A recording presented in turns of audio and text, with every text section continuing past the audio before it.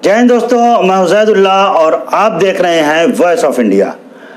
दोस्तों, एक मुहिम चल रही है इस वक्त कि सभी स्कूलों को 3 महीने की फीस माफ कर देनी चाहिए। तो ये मुहिम चला कौन रहा है और ये 3 महीने का जो टाइम पीरियड है ये कहाँ से आया?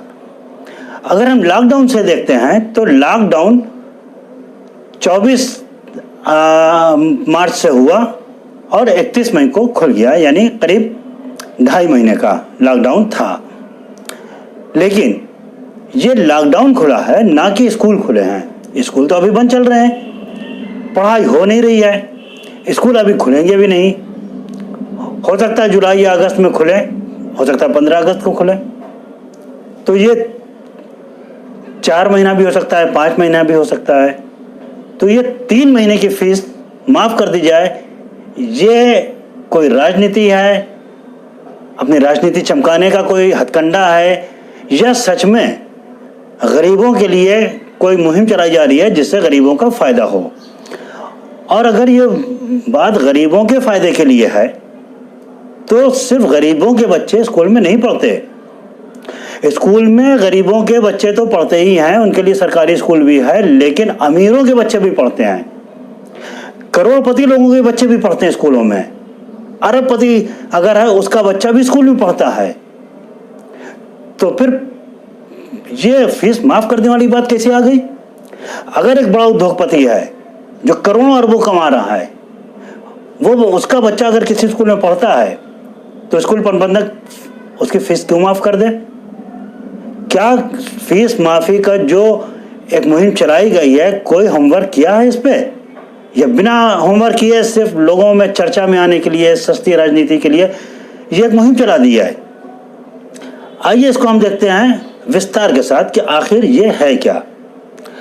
आपने कहा कि हाँ, अगर किसी गरीबों की बात है कि अगर कोई ऐसा आदमी है जो अपने बच्चे की फीस नहीं दे सकता है, 3 महीना वो बैठा था, 2.5 महीना बैठा था, उसने कमाई नहीं कर पाया है, पैसे नहीं हो पा रहे हैं, तो स्कूल प्रबंधक उसके साथ प्रेशर न दें, उसके बच्चों को परेशान न करें, पढ़ा दें।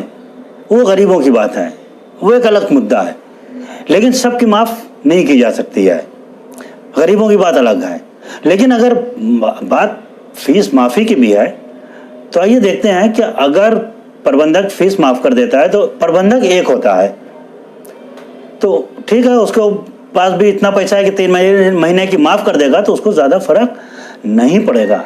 लेकिन उसी स्कूल में टीचर्स होते हैं, तो जब प्रबंधक फीस नहीं लेगा तो उन टीचरों से कहेगा कि अगर हमने पढ़ाया नहीं था, बच्चों से हमने फीस नहीं लिया है, तो आपने भी तो नहीं पढ़ाया था, हम आपको सैलरी नहीं देंगे।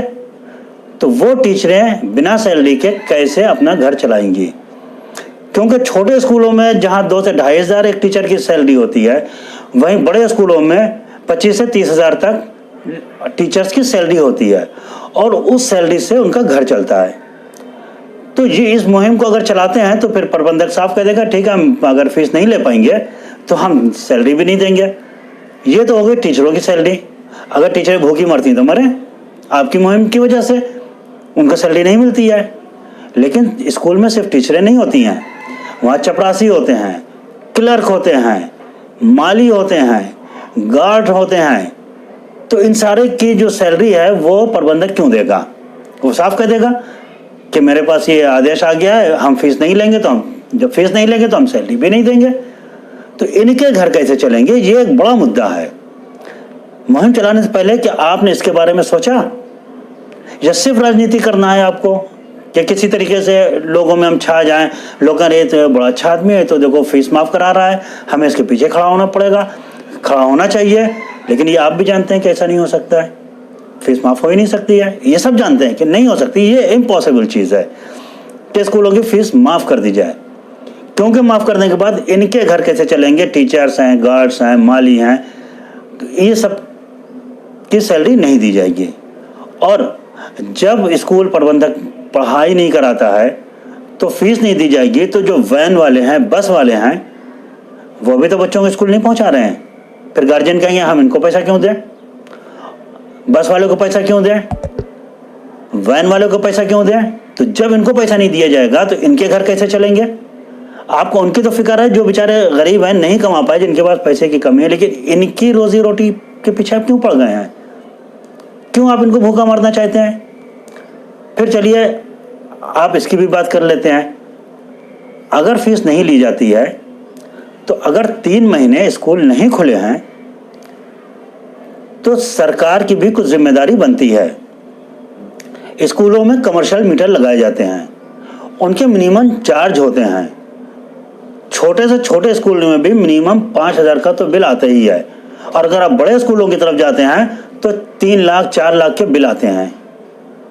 तो सरकार को ये 3 महीने का ये बिजली का बिल भी तो माफ़ करना चाहिए ना, कि जब लाइट आपने जलाई नहीं है, सरकार ने अपने से नहीं जलाई है बल्कि सरकार ने स्कूल बंद किया था, तो फिर सरकार इसके लाइट बिल को भी माफ़ कर दे, कह दे कि ठीक है स्कूलों से लाइट बिल 3 महीने का नहीं लिया जाएगा, क्योंकि स्कूल फीस नहीं ले रहा है, तो लाइट बिल भी सरकार माफ़ करे। और स्कूलों जितने भी स्कूल होते हैं उनका जो हाउस टैक्स आता है वो कमर्शियल के हिसाब से आता है। तो जब कमर्शियल गतिविधि सरकार ने रोक दिया है कि आप स्कूल नहीं चला सकते हैं, और ये भी कह रहे हैं कि भाई स्कूल नहीं चला रहे हैं तो आप फीस भी नहीं लीजिए, जब फीस भी नहीं ले रहे हैं तो सरकार को ये कमर्शियल हाउस टैक्स को कन्वर्ट करके डोमेस्टिक में कर देना चाहिए कि ठीक है आप 3 महीने, मकान तो आपका ही था, बिल्डिंग आप ही की थी, तो आप इसका बिल तो दीजिए लेकिन आप कमर्शियल ना देके डोमेस्टिक दे दीजिए। सरकार ये तो कर सकती है। वाटर टैक्स है, जब हमने पानी इस्तेमाल ही नहीं किया है, स्कूल खोला ही नहीं, सरकार ने बंद कराया हुआ था और सरकार ने कह दिया आप फीस भी ना लीजिए तो वाटर टैक्स आप 3 महीने का भी माफ़ कीजिए, उसे क्यों नहीं माफ़ करते हैं? तो ये वाटर टैक्स भी माफ़ करना चाहिए सरकार को। तो ये पूरी आपको होमवर्क करना चाहिए कि हमें क्या करना है और क्या नहीं करना है। इसके बाद अब हम एक बात और करते हैं, ये सारी चीज़ें तो आपने माफ़ करा दी हैं, सरकार तो माफ़ करेगी नहीं, लेकिन अगर आप ये कहते हैं कि स्कूल प्रबंधक फीस ना ले तो आप सरकार भी जोर डालिए कि बच्चों की फीस सरकार दे। आप प्राइवेट प्रबंधक पे जोर क्यों डालते हैं कि सारा खर्चा प्राइवेट प्रबंधक जो है वो उठाए? वो कैसे उठाएगा? जो कमाएगा नहीं तो क्या करेगा? तो ये जो फीस है, अगर फीस सरकार नहीं दे सकती है तो कम से कम सरकार को ये चाहिए कि उस स्कूल के टीचरों की सैलरी, मैनेजर की सैलरी, वहाँ के स्टाफ की सैलरी, चाहे माली हो चाहे गार्ड हो, चाहे ये सारी सैलरी सरकार भुगतान कर दे, बिजली का बिल सरकार भुगतान कर दे, हाउस टैक्स, वाटर टैक्स सरकार भुगतान कर दे। अगर सरकार ये काम कर देती है तो जाहिर सी बात है स्कूलों को कोई दिक्कत नहीं होगी, वो फीस नहीं लेंगे। प्रबंधक के मुनाफे का बात है ना, तो मुनाफा नहीं कमाएंगा, और वैसे भी स्कूल वगैरह मुनाफे की चीज़ नहीं होती है, जो स्कूल चला रहे हैं ये वो जानते हैं। आप सोचिए, अब मैं प्रयागराज में हूँ, प्रयागराज में जैसे GHS है, BHS है, ये चल रहे हैं बड़े बड़े स्कूल, इनकी आप ज़मीन देखिए और कितनी पॉश लोकेशन पे ये ज़मीन है। अगर इतनी बड़ी ज़मीन पे वो बड़े बड़े मॉल्स बनवा दें ना, तो इससे ज़्यादा कमाएंगे जितना वो स्कूल की फीस लेके कमाते हैं। आपको अंदाज़ा भी नहीं होगा कि अगर इसके ऊपर मॉल्स बन जाएं तो वो कितना कमाएंगे, चाहे BHS हो चाहे GHS हो, जिस जगह पे उनका स्कूल है सिविल लाइंस में, अगर ये बड़े बड़े मॉल बनवा दें तो ज़्यादा कमाएंगे। लेकिन वो ज़्यादा कमाई ना करके आपके बच्चों को पढ़ाते हैं, आपके बच्चों का भविष्य सुधारने का काम कर रहे हैं, और आप उनके ही पीछे पड़ गए हैं, आप एजुकेशन के पीछे पड़ गए हैं। अब जब बात कमाई से हट के एजुकेशन पे आ गई है तो ये भी देख लेते हैं कि एजुकेशन का इस वक्त म्यार क्या है, हो क्या रहा है।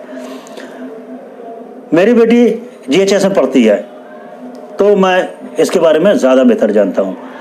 लॉकडाउन चल रहा था, स्कूल बंद थे, लेकिन ऑनलाइन पढ़ाई जारी थी, टीचरें मेहनत कर रही हैं, अब भी ऑनलाइन टेस्ट हो रहे हैं, बच्चों की पढ़ाई हो रही है, असाइनमेंट जमा हो रहे हैं। तो जब टीचरें ये काम कर रही हैं, पढ़ाई करा रही हैं, आपको घर बैठ के सारी सुविधाएं दी जा रही हैं कि आप घर बैठ के पढ़ाई कीजिए, आपके बच्चे पढ़ रहे हैं, उनका भविष्य सुधर रहा है, तो फीस क्यों नहीं देंगे आप? आपको घर बैठे पढ़ाई अगर टीचरें करा रही हैं, मेहनत कर रही हैं, तो आप फीस क्यों नहीं देंगे? और क्या परेशानी है आपकी?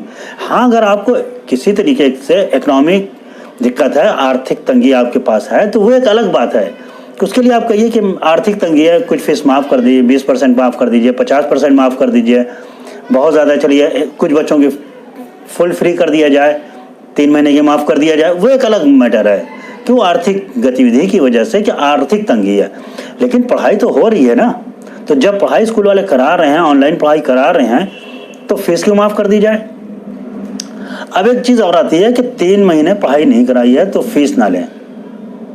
तो क्या आप ये भी बात उठाएंगे कि भाई 3 महीने आपने पढ़ाई नहीं की, जब स्कूल खुलेगा तो ये 3 महीने की पढ़ाई गोल कर दीजिएगा। इससे मतलब नहीं हमारे बच्चों को पढ़ाइएगा ही नहीं, जो छूट गया जाने दीजिए, जो आगे वो हमारे बच्चों को पढ़ाइएगा, इतनी बीच की पढ़ाई हमारे बच्चों की ख़त्म कर दीजिए। कोई भी गार्जियन ये नहीं चाहेगा, जो चाहता है कि उसके बच्चे का भविष्य बने वो कहेगा कि ठीक है इस बार आपने नहीं पढ़ाया, जब स्कूल खुले तो ये कोर्स आप कवर कर दीजिएगा। हम भी ये उम्मीद रखते हैं अपने स्कूल जहाँ हमारी बच्ची पढ़ती है कि उस स्कूल वाले जो छूटा है इसे कवर कर देंगे, डबल मेहनत कर देंगे, कुछ भी करेंगे, लेकिन जितना कोर्स छूटा है और हर स्कूल वाला ये करेगा, क्योंकि जो स्कूल चलाता है वो पैसों के लिए नहीं चलाता है, वो एजुकेशन के लिए चलाता है। वो चाहता है कि आपके बच्चे कुछ बने, आपके बच्चे का भविष्य संवारने के लिए स्कूल चलाता है। तो वो जितना भी आपका 3 महीने का काम छूटा है, बच्चों की पढ़ाई नहीं हुई है, उसको वो आगे पढ़ा के कवर कर देंगे। छुट्टियों में आपका काम कराएंगे, डबल मेहनत करेंगे। लेकिन ये जो कोर्स आपका छूट गया है, क्या आप सोचते हैं या ये आप कह सकते हैं कि जो 3 महीने का छूट गया है इसको आप छोड़ दीजिए, मत पढ़ाइएगा, जो आगे वो पढ़ाइएगा, इस पर मेहनत मत कीजिएगा। ये आप नहीं कहेंगे, आप ये चाहेंगे कि जितना छूटा है ये कवर कर ले, और सारे स्कूल वाले कवर करेंगे। जब इसको कवर करेंगे तो फिर फीस आप क्यों नहीं देंगे। फीस आपको देना चाहिए। और जब आप कमा रहे हैं, सरकारी टीचर हैं, सरकारी जो सर्विस करते हैं, आप बताइए किसको सैलरी नहीं मिली। जब आपको सैलरी मिल रही है तो आप फीस क्यों नहीं देंगे। अगर आप प्राइवेट नौकरी में भी हैं, सरकार ने कहा कोई किसी की सैलरी नहीं काटेगा, आपको सैलरी मिल रही है ना, तो फीस क्यों नहीं देंगे। जो बड़े बड़े उद्योगपति हैं उनका तो काम चल रहा है ना, फीस क्यों नहीं देंगे। और जो मेडिकल स्टोर थे वो खुले हुए थे, परचून की दुकानें खुली हुई थी, सब्जी की दुकानें खुली हुई थी, उनका तो काम चल रहा था ना, वो फीस क्यों नहीं देंगे। जिसके काम नहीं चला, जिसको पैसा नहीं कमा पाया, वो अपनी आर्थिक स्थिति बता के स्कूल में एप्लीकेशन दे। स्कूल वालों से कहे कि हमारे साथ ये मजबूरी आ गई थी सॉरी, हमारे साथ ये मजबूरी आ गई थी, हम पैसे का इंतजाम नहीं कर पाए, नहीं दे पाएंगे, हमारी माफ़ कर दीजिए, या बाद में ले लीजिएगा या आधी ले लीजिए, वो एक बात है, आप कीजिए।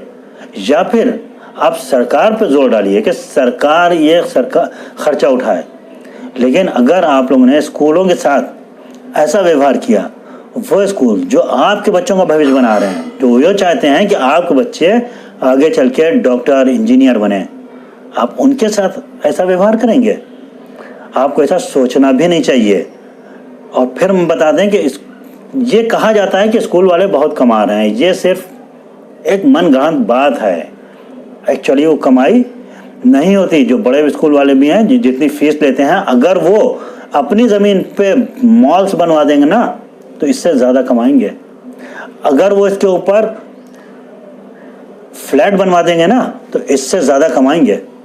क्योंकि स्कूल प्रबंधक जो फीस से कमाता है, वो तो फीस से कमाता है साल में एक बार किताब कापी से, और वो भी सरकारी तौर से मना है स्कूलों में बेचना है, लेकिन कुछ लोग बेचते हैं तो वो साल में एक बार कमा लेते हैं।